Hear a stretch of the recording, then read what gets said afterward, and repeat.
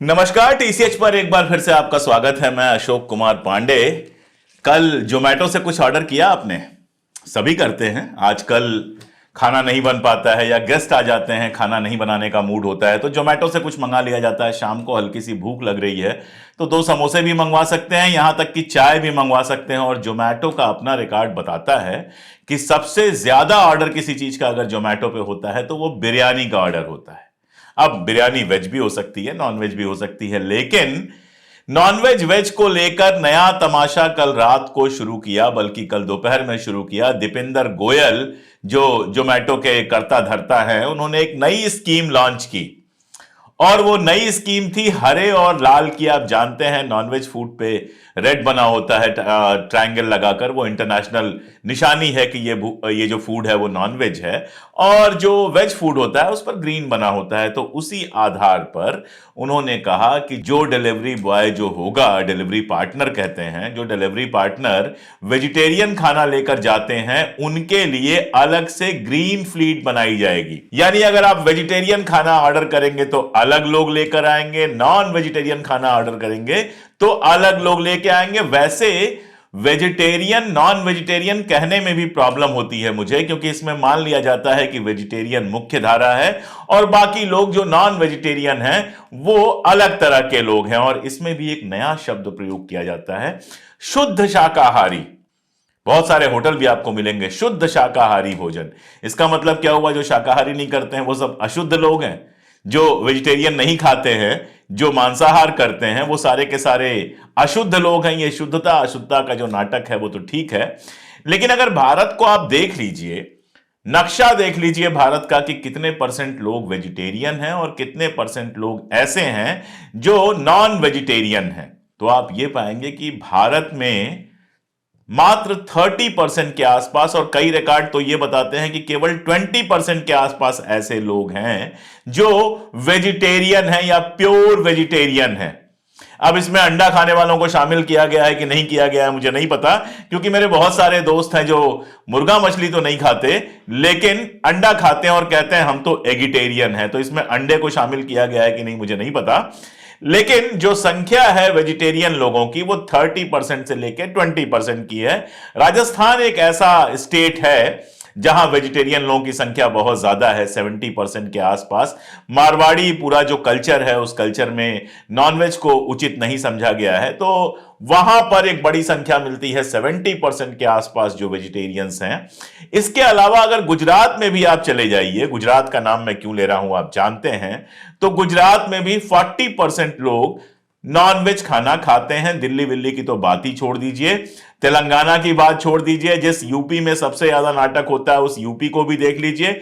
इस नक्शे में सबके परसेंटेज लिखे हुए हैं। उत्तराखंड को भी देख लीजिए जहां आजकल नया नया नाटक शुरू हुआ है, और देवभूमि जिसको कहा जाता है वहां भी।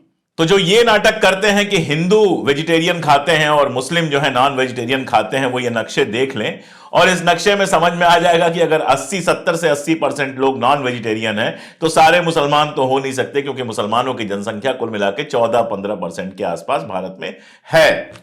तो जाहिर है बहुत सारे हिंदू ऐसे हैं जो नॉनवेज खाते हैं। और मैं आपको बताऊं, चूंकि मैं उसी कास्ट से आता हूं, कि यह भी एक गलत कंसेप्ट है कि ब्राह्मण नॉनवेज नहीं खाते हैं। कुछ इलाके ऐसे हैं जहां के ब्राह्मण नॉनवेज नहीं खाते हैं। पश्चिमी भारत जो है उसका एक बड़ा हिस्सा ऐसा है जहां के ब्राह्मण नॉनवेज नहीं खाते हैं। हमारे यूपी में भी एक कुछ इलाके ऐसे हैं, खासतौर पे पश्चिमी उत्तर प्रदेश के इलाके ऐसे हैं जहां के ब्राह्मण अक्सर नॉनवेज नहीं खाते हैं। मैं जिस ईस्टर्न यूपी से आता हूं, ईस्टर्न यूपी ले लीजिए, बिहार ले लीजिए, वहां के ब्राह्मणों में नॉनवेज बड़ी कॉमन सी चीज थी। अभी यह नाटक बढ़ा है तो नए लड़के कई बार वेजिटेरियन हो रहे हैं। राहुल सांकृत्यायन हिंदी के बहुत बड़े लेखक, वो भी ब्राह्मण थे, सांकृत्यायन गोत्र था उनका। उनके अगर नॉनवेज खाने के वर्णन आप सुन लेंगे तो मजा आ जाएगा आपको। वो तो यहां तक बताते हैं कि उनका जो परिवार था, जिस परंपरा से आया था, उस परंपरा में सुअर के जो छौने होते हैं, बच्चे होते हैं, उनको बलि देने की परंपरा थी। मेरे अपने घर में बकरे की बलि देने की परंपरा थी, बकरे की बलि दी जाती थी और वो प्रसाद बनता था। ढेर सारे मंदिर आपको ऐसे मिल जाएंगे जहां जानवरों की बलि चढ़ती है और प्रसाद के रूप में बंटता है। तो मांसाहार जो है भारत के लिए कोई ऐसी चीज नहीं है जिसको लेकर इतना तमाशा किया जाए। लेकिन जो ये नए नए नाटक शुरू हुए हैं हिंदू मुसलमान के, जो नए नए नाटक शुरू हुए हैं धार्मिक सांप्रदायिक ध्रुवीकरण के, उसमें जोमेटो जैसे स्मार्ट कंपनी ने सोचा कि चलो हम भी बहती गंगा में हाथ धो लेते हैं।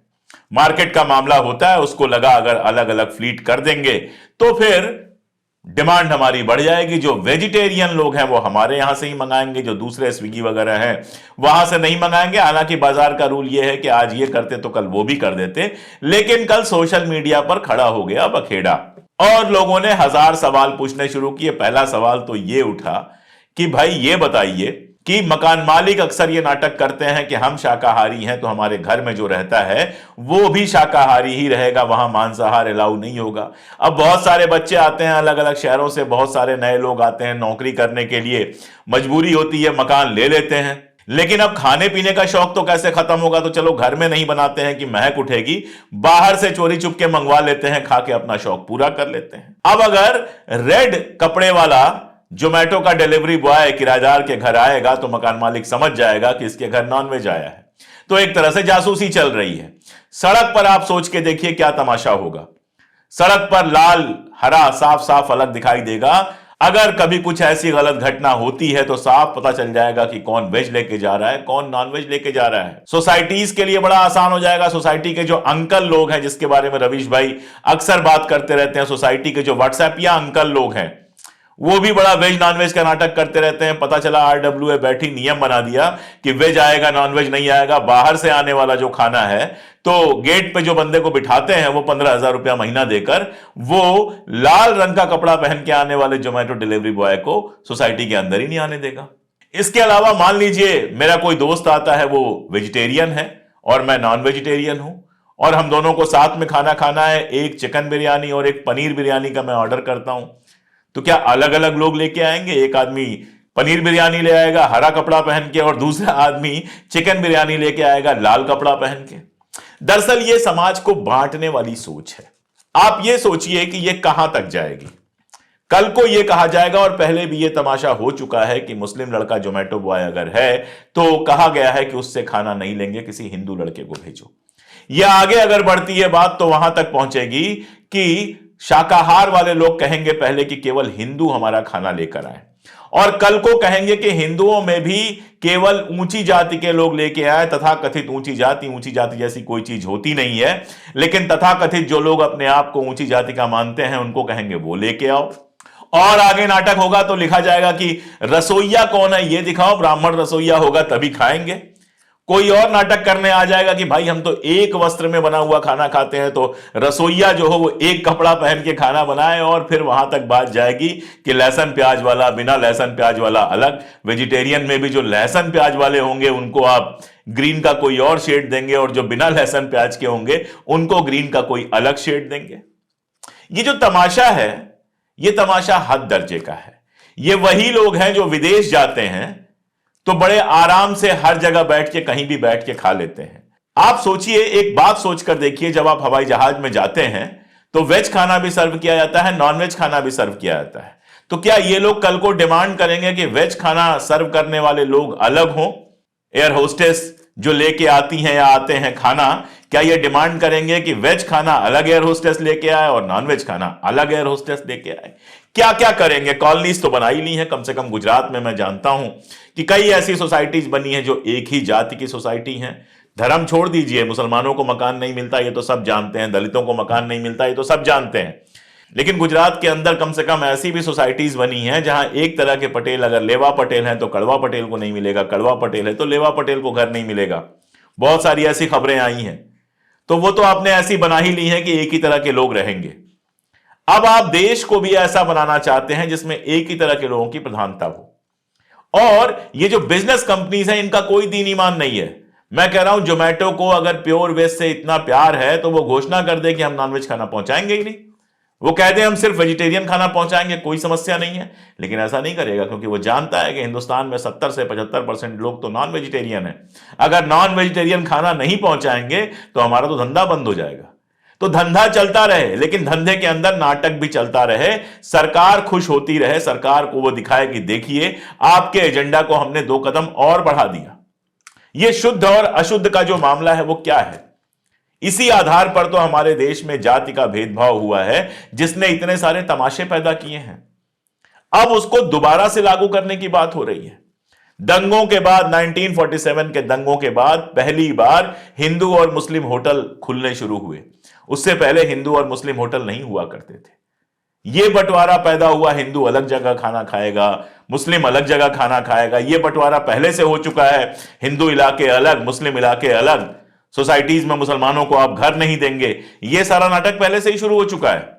अब इसमें खाने का नाटक भी आप जोड़ दीजिए, कल को पहनने का नाटक जोड़ दीजिए और जोड़ते चले जाइए आप। कल को पता चले कि नाई की दुकान पे जाइए तो कहे यहां तो केवल हिंदुओं के बाल काटे जाते हैं, मुसलमानों के बाल जो है कहीं और काटे जाते हैं। यह बंटवारा देश को कहां लेके जाएगा? कुछ लोग बात कर रहे हैं फूड चॉइस का मामला है। कई लोगों ने लिखा कि यह हमारी फूड चॉइस का मामला है। अरे भाई, कोई किसी वेजिटेरियन को यह नहीं कह रहा है तुम नॉनवेज खाओ। कोई आपके मुंह में जबरदस्ती बोटी नहीं डाल रहा है। ऑर्डर आप पहले भी करते रहे हैं और खाना आता रहा है। वेज बिरयानी भी, मेरे अपने घर बहुत सारे मेहमान ऐसे आते हैं कई बार जो पूरी तरह से वेजिटेरियन होते हैं, जो नॉनवेज नहीं खा सकते हैं, तो उनके लिए वेजिटेरियन खाना या तो बनाया जाता है या मंगवाया जाता है। वो अपना वेजिटेरियन खाना खाते हैं, हम अपना नॉन वेजिटेरियन खाना खाते हैं। इसमें दिक्कत क्या है? लेकिन ये जो बंटवारा किया जा रहा है कि वेजिटेरियन अलग लेके आएगा, ये फूड चॉइस का मामला नहीं है। फूड चॉइस का मामला यह है कि आप वेजिटेरियन खाएंगे और कोई और जो नॉन वेजिटेरियन खाना चाहता है वो नॉन वेजिटेरियन खाएगा। फूड चॉइस का मामला यह नहीं है कि आप किसके हाथ से खाना खाएंगे। यह जो मामला है, यह दरअसल जातिवाद का मामला है, यह शुद्धतावाद का मामला है, यह बंटवारे का मामला है, यह खुद को श्रेष्ठ मानने का मामला है। यह बंटवारा है, यह फूड चॉइस नहीं है। कोई हलाल खाए, कोई झटका खाए, यह उसका फूड चॉइस हो सकता है। किसी का फूड चॉइस हो सकता है कि वो सिर्फ हलाल खाना खाएगा, यह उसकी आजादी है। दूसरे का फूड चॉइस हो सकता है कि वो सिर्फ झटका खाना खाएगा, यह भी उसकी आजादी है। मत खाओ, जहां हलाल लिखा हुआ है, हलाल सर्टिफिकेट है, वो खाना मत खाओ। कोई जबरदस्ती करने नहीं जा रहा। कोई हलाल सर्टिफिकेट का खाना आपके घर नहीं पहुंचाने जा रहा। कहीं से आप मीट खरीदने जा रहे हैं तो जबरदस्ती आपको बुला के हलाल या झटका मीट नहीं दिया जाता है। वो आपकी मर्जी है, आप हलाल खरीदना हो हलाल खरीदो, झटका खरीदना हो झटका खरीदो। कोई आपको वेज या नॉनवेज खाने पर भी मजबूर नहीं करता। ऐसा कोई जोमेटो का ऑर्डर नहीं है जिसमें जबरदस्ती आपके वेज बिरयानी में चिकन का पीस डाल दिया जाए। कोई ऐसा भी नहीं है, किसी होटल में आप जाइए पनीर ऑर्डर कीजिए तो आपके लिए मुर्गा है। ये तो नहीं होता है। जिसको वेज खाना है वेज खाता है, जिसको नॉनवेज खाना है नॉनवेज खाता है। कोई बिना लहसुन प्याज के खाता है, कोई कुछ खाता है, कोई कुछ खाता है। फूड चॉइस का मतलब तो बहुत डिटेल हो गया। गुजरात का बंदा होगा, उसको दाल में शक्कर चाहिए। मेरे जैसा यूपी का आदमी होगा तो दाल में शक्कर की कल्पना नहीं कर सकता है। यह फूड चॉइस का मामला है कि मुझे जो पसंद है बाजार से खरीद के मैं खाऊंगा या अपने घर में बनाऊंगा। यह फूड चॉइस का मामला नहीं है कि फला के हाथ का तो खाऊंगा लेकिन फला के हाथ का नहीं खाऊंगा। यह आदमी और आदमी के अंदर भेदभाव है। यह सब तमाशे चले, जबरदस्त चले। सुप्रीम कोर्ट के बड़े सीनियर वकील हैं संजय हेगड़े, उन्होंने बहुत कुछ लिखा। उन्होंने कहा कि कुछ इलाकों के, साउथ इंडिया के और पश्चिमी भारत के ब्राह्मण हो सकता है नॉनवेज ना खाते हैं, वो ज्यादातर वेजिटेरियन है, लेकिन बाकी जगहों के ब्राह्मण भी खाते हैं और इस तरह का नाटक करने की क्या जरूरत है। और भी लोगों ने बहुत कुछ लिखा। तो फाइनली हुआ यह कि आज सुबह बयान उनका आया कि फिलहाल हम हरी फ्लीट और लाल फ्लीट का जो तमाशा करने वाले थे वो नहीं कर रहे हैं। यानी अपना निर्णय वापस ले लिया। अब लाल रंग का ही कपड़ा जोमेटो का हर डिलीवरी बॉय पहनेगा। लेकिन उसके बाद भी जारी रखा कि आपका जो जोमेटो का ऐप होगा उस पर आपको दिखाई देगा कि आपका वेजिटेरियन खाना अलग से आ रहा है। जिस पैकेट में वेजिटेरियन खाना रखा हुआ है उसमें नॉनवेज का खाना नहीं रखा जाएगा। अब जोमेटो वालों का पैकेट आपने देखा है, इतना बड़ा पैकेट होता है, उसमें एक डब्बा नॉनवेज का रखा है, एक डब्बा वेज का रखा है। तो क्या नॉनवेज से चिकन जो है निकलकर वेज में घुस जाएगा या वेज से पनीर निकलकर नॉनवेज में घुस जाएगा? और जिस होटल में खाना बन रहा है उस होटल में क्या दो अलग अलग रसोई बनाई जाएगी कि एक रसोई में नॉनवेज खाना बने और एक रसोई में वेजिटेरियन खाना बने? ऐसा होगा? जब ऐसा नहीं हो सकता है तो फिर इस नाटक की क्या जरूरत है? इस नाटक की सिर्फ एक जरूरत है कि मार्केट के अंदर, चूंकि समाज के अंदर बंटवारा बढ़ा है, तो मार्केट के अंदर उस बंटवारे का फायदा उठाया जाए। जोमेटो सिर्फ इतना करना चाहता है कि आपके भीतर का जो वेजिटेरियन है, प्योर वेजिटेरियन है, वो थोड़ा खुश रहे कि मेरे लिए खाना अलग से आया। हर आदमी अपने लिए अलग से आई हुई चीज को बड़ा पसंद करता है। इसीलिए कहा जाए स्पेशली डिजाइन फॉर यू, तो आप खुश हो जाते हैं। कोई कंपनी आपके लिए स्पेशली डिजाइन नहीं करती है, कोई नहीं करती है, लेकिन जब लिखा जाता है स्पेशली डिजाइन फॉर यू तो आप खुश हो जाते हैं, अरे वाह, सिर्फ मेरे लिए है।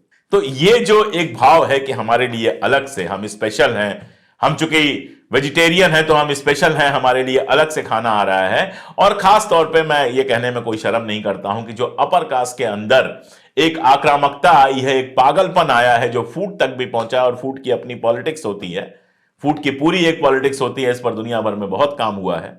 तो उस फूड पॉलिटिक्स का हिस्सा बन के बाजार का फायदा उठाने के लिए जोमेटो सारा कुछ कर रहा है। होटल वाले वैसे ही एक ही बर्तन में खाना बनाते रहेंगे, आपके लिए आराम से चिकन बिरयानी पहले बनाएंगे, फिर पानी से खंगाल के उसी में वेज बिरयानी बना देंगे।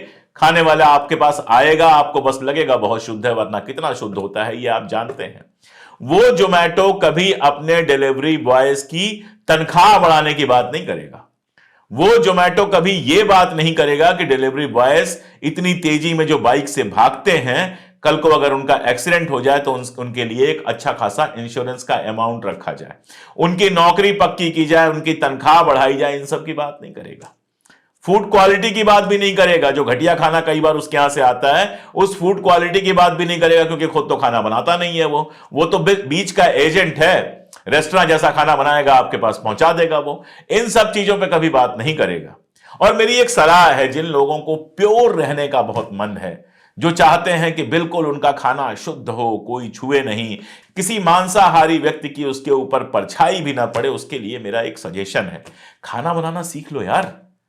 खाना बनाना सीख लो अपने घर में, अपनी शुद्ध रसोई में, अपने शुद्ध बर्तन में, अपने शुद्ध अनाज से खाना बनाओ और खाओ। हाँ, उसके बाद ये मत पूछना कि ये चावल जो उगा है और पैक होके आया है, ये किसी मुसलमान ने तो नहीं उगाया है, या जो सब्जी मैं खा रहा हूं किसी दलित ने तो नहीं उगाई। अगर ये भी सोचना है तो और मेरी सलाह है, जमीन खरीद लो, अनाज भी पैदा करो, अपना खुद का सब्जी भी पैदा करो, पूरी मेहनत करो, किसी दलित गरीब मजदूर को उसमें मत लगाओ और फिर उसको बना के खाओ। अब ये सब करने के लिए पैसे कहां से आएंगे, वो आपकी प्रॉब्लम है, वो मेरी प्रॉब्लम नहीं है। वरना समाज में ना कुछ शुद्ध होता है ना कुछ अशुद्ध होता है। समाज तरह तरह के लोगों से मिलकर बनता है। हमारे समाज में शाकाहारी भी रहे हैं, मांसाहारी भी रहे हैं। महात्मा गांधी शाकाहारी थे, और जिसको आप प्योर शाकाहारी कहते हैं वो शुद्ध शाकाहारी थे।